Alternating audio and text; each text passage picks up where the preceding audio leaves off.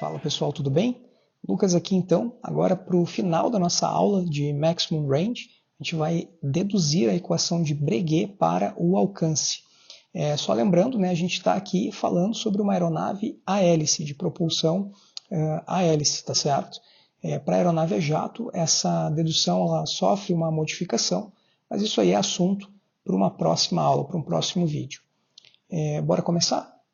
Bom, então a gente tem aqui que a gente pode relacionar o nosso fluxo de combustível, o nosso fuel flow, como sendo a taxa de variação do combustível, né, do peso do combustível em relação ao tempo. Esse sinal negativo ele está nos indicando, né, que o peso do combustível ele está diminuindo, né, em relação ao tempo. Então a gente tem a nossa aeronave, colocou uma quantidade de combustível, foi fazer o nosso voo. Obviamente, esse combustível está sendo queimado, ou seja, o peso da nossa aeronave está variando, está diminuindo. Então, por isso que a gente tem esse menos aqui, esse sinal de menos. Então, essa equação está nos dizendo que o nosso fluxo de combustível pode ser interpretado como menos a variação do peso do combustível no tempo. Se assumirmos que o diferencial de peso é o diferencial de peso da aeronave, ou seja, que todo o diferencial, toda a diferença do peso da nossa aeronave, ela se dá somente pela queima do combustível, então a gente pode reescrever aquela primeira equação e falar que o nosso fuel flow vai ser igual a menos a derivada do peso em relação ao tempo. Ou ainda, a gente pode isolar agora o nosso diferencial de tempo, deixando ele aqui na esquerda da equação, e passa os outros termos para a direita, e a gente tem que o diferencial de tempo vai ser igual a menos o diferencial de peso dividido pelo fuel flow. E a gente guarda essa expressão, que a gente vai usar ela daqui a pouquinho. Também é intuitivo pensar, né, qual que seria a taxa de variação desse peso de combustível em relação ao nosso alcance, ao nosso diferencial de alcance, né, o nosso DR. E aí, se a gente abrir essa equação, a gente teria que seria uma taxa de variação do nosso peso em relação ao tempo, dividido pela taxa de variação da distância em relação ao tempo. E isso aí nada mais é do que o nosso fuel flow sobre a velocidade, certo? Lembrando, né, distância por tempo é velocidade, por isso que vem esse Vzinho aí. E aí a gente pode também pegar, né, uma relação para o nosso alcance, né, o nosso R. E como é que a gente poderia representar isso matematicamente? Então o nosso alcance ele seria, né, a integral, certo, da velocidade. Agora a velocidade ela não é constante, né, ela é em função do tempo, ela varia, por isso que a gente está fazendo então essa integral. E aí seria então de um intervalo de um tempo 1 até um tempo 2, então de V dt. Bom, mas a gente viu na expressão anterior que o nosso diferencial de tempo ele era igual a menos o diferencial de peso sobre o fluxo de combustível. Então a gente pode substituir esse dt aqui dentro daquela integral.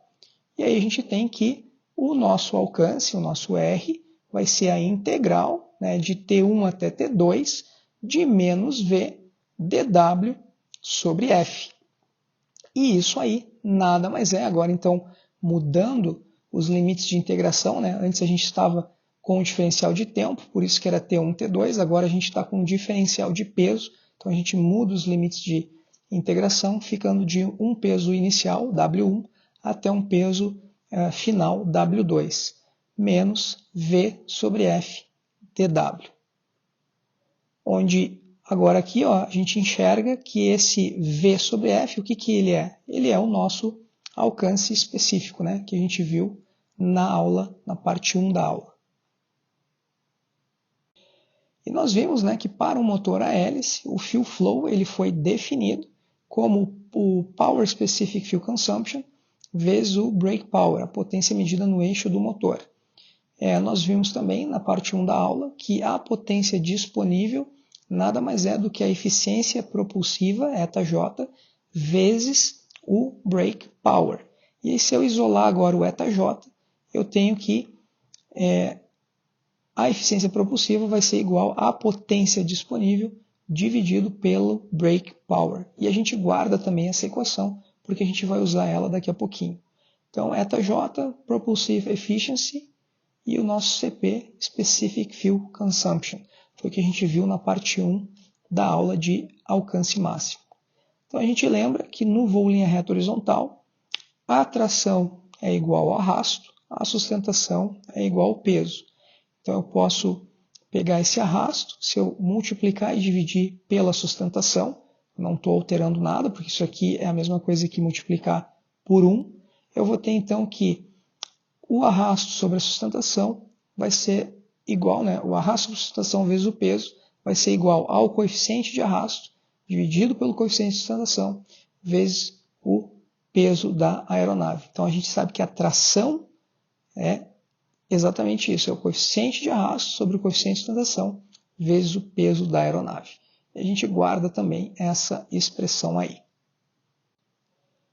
Nós sabemos também que a potência disponível, power available, nada mais é do que a velocidade vezes a tração.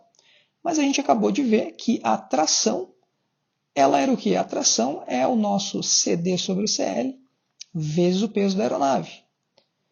Bom, se a gente agora isolar então a velocidade, a gente tem que a velocidade é igual à potência disponível, que multiplica CL sobre CD, vezes 1 sobre W, 1 sobre o peso da aeronave. E a gente guarda aí essa equaçãozinha em verde.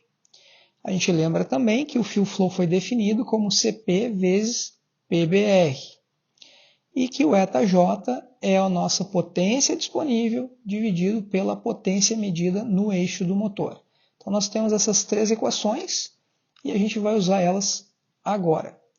Então, lembrando, o alcance, né, a gente escreveu o alcance como a integral de W1 até W2, de menos V sobre F dW, e agora então a gente pode substituir esses termos aí dessa integral. Então a gente tem que o alcance vai ser o quê? A integral de W1 até W2 de V. O que é V? V é toda essa equação aqui. Então a gente coloca lá. Então V é Power Available, CLCD 1 sobre W. Sobre F. O que é o F? F é o nosso CP-PBR. Então está lá, CP-PBR. Diferencial de peso continua lá. Só que agora a gente sabe aqui, ó, eta-J é PA sobre PBR. Então a gente tem aqui, ó, PA, Power Available, sobre PBR. Então a gente pode simplificar ainda mais aquela equação, chegando agora então que o nosso alcance vai ser igual. E agora notem aqui, pessoal, ó, eu troquei os limites de integração para tirar esse negativo aqui, ó, da integral. Então a integral antes era W1 até W2, agora eu faço ela de W2 até W1 de eta-J CL sobre CD dividido pelo peso vezes o CP dW. Tá ok?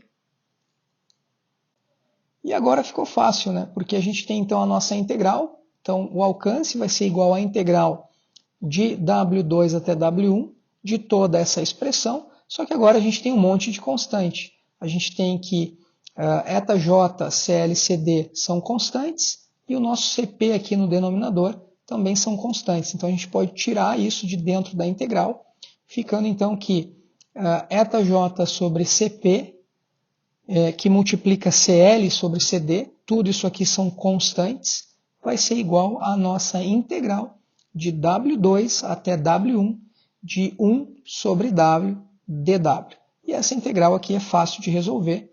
A gente sabe então que o nosso alcance vai ser igual a eta-J sobre CP, CL sobre CD, logaritmo natural de W1 sobre W2.